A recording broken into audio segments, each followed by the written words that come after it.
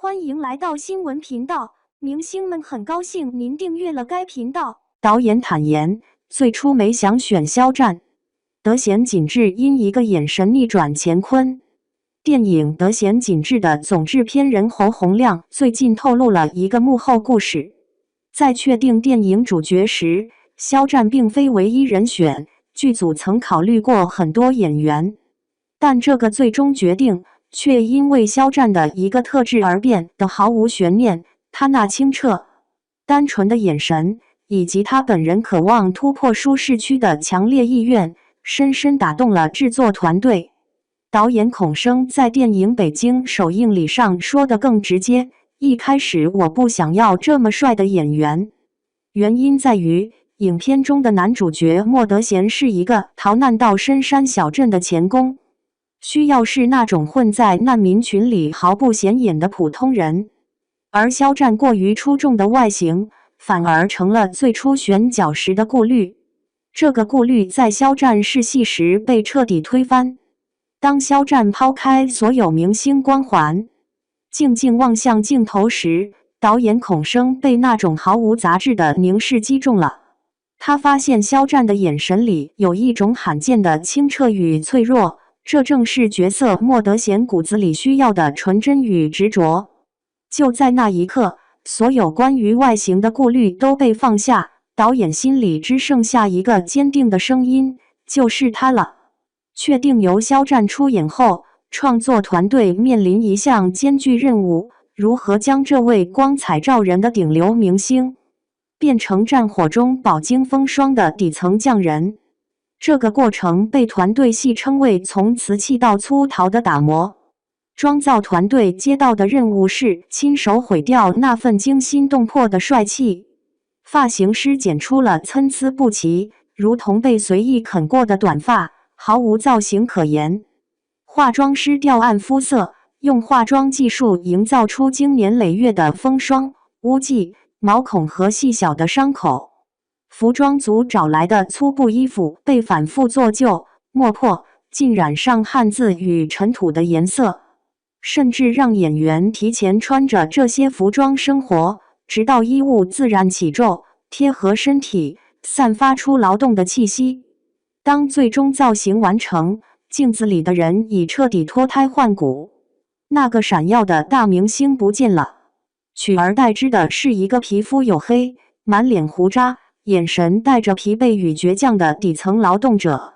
剧组内部人员初次见到造型后的肖战时，都产生了片刻的恍惚与迟疑。外形的颠覆只是第一步，为了深入角色，肖战提前扎进老工坊，跟着老匠人学习淬火、锉刀、电焊等技能。他的手掌在反复训练中磨出水泡，又结成硬茧。有一场需要撒辣椒粉驱敌的戏，剧组现场磨碎了50斤干椒。拍摄时烟雾弥漫，肖战被呛得连续打喷嚏，双眼红肿，仍坚持完成所有镜头。在片场，导演孔生格外警惕任何可能残留的表演感或偶像包袱。他需要的是最本真、生活化的流露，是让观众忘记演员本人，只记住角色莫德贤。一场情绪崩溃的戏，肖战在反复重压下呈现出真实的生理性颤抖与缺氧状态。那不是在演崩溃，而是让自身情绪沉入深渊后自然引发的生理反应。德贤紧致作为正午阳光出品的首部院线电影，由导演孔生、编剧蓝小龙、总制片人侯洪亮这组国剧黄金铁三角时隔15年再度联手打造。影片剧本构思于10年前，背景设定在1940至1943年的鄂西会战期间，讲述南京沦陷后，机械厂钳工莫德贤拖家带口逃难至深山小镇割指镇，与一群被遗忘的散兵落脚，在被日军侦察兵打破平静后，为守护家园而奋起反抗的故事。编剧蓝小龙将这个故事定义为战争版的《桃花源记》，其核心主题是对这个小工匠来说，让家人活下去就是他的理想。双引号。电影上映后，市场表现强劲，上映首日票房便突破1亿元，成为近2个多月来唯一一部单日破亿的国产片。首周末票房累计达到 1.7 亿元。在票务平台上，该片获得了淘票票 9.6 分、猫眼 9.7 分的双高评分。在5万多条评价中，差评率不足 1%， 排片率从首日 18% 一路飙升到 32%， 上座率稳居第一。值得注意的是，影片的观众构成中，非粉丝购票率据称达到了 37%， 还有数据显示其票房有 65% 来自2、3线城市观众，这表明影片成功吸引了更广泛的受众群体。观众反馈方面，许多人认可肖战在表演上的突破，他灰头土脸的造型、方言台词的使用被评价为抛掉了偶像包袱。影片的核心魅力在于对平凡英雄的真实刻画。莫德贤并非天生的战士，他会恐惧，会束手无策，他的反抗是在挣扎与抉择中完成的成长。